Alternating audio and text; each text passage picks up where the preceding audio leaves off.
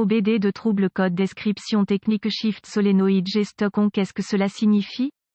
Il s'agit d'un code de diagnostic de panne (DTC) générique et s'applique généralement aux véhicules OBD2 équipés d'une transmission automatique. Cela peut inclure, mais sans s'y limiter, les véhicules de Chrysler, Ford, Dodge, Hyundai, Kia, Ram, Lexus, Toyota, Mazda, Honda, VW, etc. Bien que génériques, les étapes de réparation exactes peuvent varier selon l'année, la marque, le modèle et configuration du groupe motopropulseur. La plupart des transmissions automatiques intègrent un certain nombre de solénoïdes de changement de vitesse, selon le nombre de vitesses à l'intérieur. Les codes de panne liés à cela, le solénoïde Esperluette-Cote, G-Esperluette-Cote, sont les codes P075A, P075B, P075C, P075D et P075E en fonction du dysfonctionnement spécifique qui alerte le PCM pour définir le code et allumer le témoin check engine. Si vous avez un témoin overdrive ou autre témoin de transmission, il peut également être allumé. Le circuit du solénoïde de changement de vitesse a pour but que le PCM surveille les solénoïdes de changement de vitesse pour gérer le mouvement du fluide entre les divers circuits hydrauliques et changer le rapport de transmission au moment approprié. Ce processus maximise le niveau de performance du moteur au régime le plus bas possible. La transmission automatique s'appuie sur des bandes et des embrayages pour changer de vitesse et cela est accompli en ayant la pression du fluide au bon endroit au bon moment. Les solénoïdes de transmission sont chargés d'ouvrir ou de fermer les soupapes dans le corps de soupape pour permettre au fluide de transmission de s'écouler vers les embrayages et les bandes pour déplacer la transmission en douceur lorsque le moteur accélère. Lorsque le module de commande du groupe motopropulseur PCM détecte un dysfonctionnement dans le circuit de changement de solénoïde de changement de vitesse G, une variété de codes peuvent être déclenchés en fonction du véhicule spécifique, de la transmission et du nombre de vitesses incorporées dans la transmission automatique spécifique. Dans ce cas, le code de panne P075COBD2 est associé à un solénoïde de décalage de transmission bloqué détecté Esperluette-Cote, G-Esperluette-Cote, exemple de solénoïde de décalage. Quelle est la gravité de ce DTC?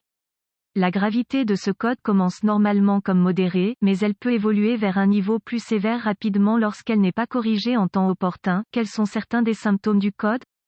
Les symptômes d'un code d'anomalie P075C peuvent inclure, la boîte de vitesse glisse, la boîte de vitesse surchauffe, la boîte de vitesse se verrouille dans la vitesse, économie de carburant diminuée. Symptômes peut être raté, le véhicule entre en mode mou, vérifier le voyant du moteur allumé. Quelles sont certaines des causes courantes du code? Les causes de ce code de transmission P075C peuvent inclure, niveau de liquide insuffisant, liquide sale ou contaminé, filtre de transmission sale ou obstrué, corps de valve de transmission défectueux, passages hydrauliques restreints, la transmission a une défaillance interne, solénoïde de changement de vitesse défectueux, connecteur corrodé ou endommagé, connecteur défectueux ou endommagé, PCM défectueux. Quels sont certains dépannages du P075C?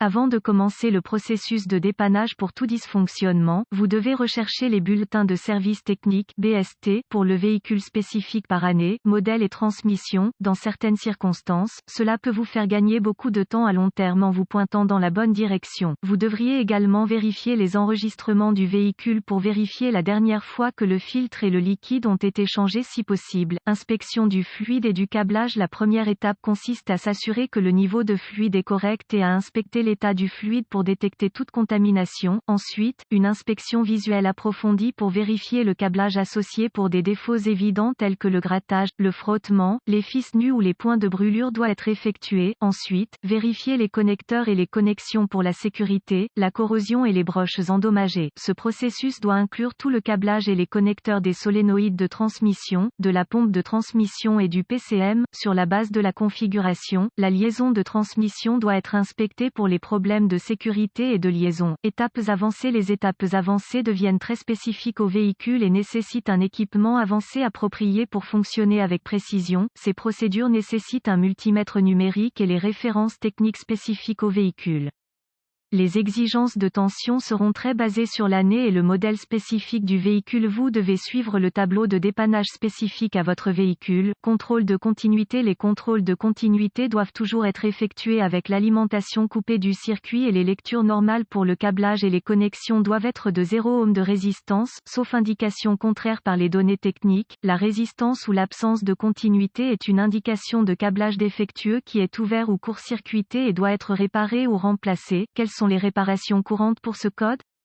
Remplacement du liquide et du filtre réparé ou remplacer un solénoïde de changement de vitesse défectueux réparé ou remplacer le corps de soupape de transmission défectueux réparé ou remplacer la transmission défectueuse transmission affleurante pour nettoyer les passages nettoyer la corrosion des connecteurs réparés ou remplacer le câblage clignotant ou remplacer PCM. Espérons que les informations contenues dans cet article ont été utiles de vous orienter dans la bonne direction pour corriger le problème avec votre code d'erreur de circuit de solénoïde de décalage. Cet article est strictement informatif et les données techniques et les bulletins de service spécifiques à votre véhicule doivent toujours être prioritaires.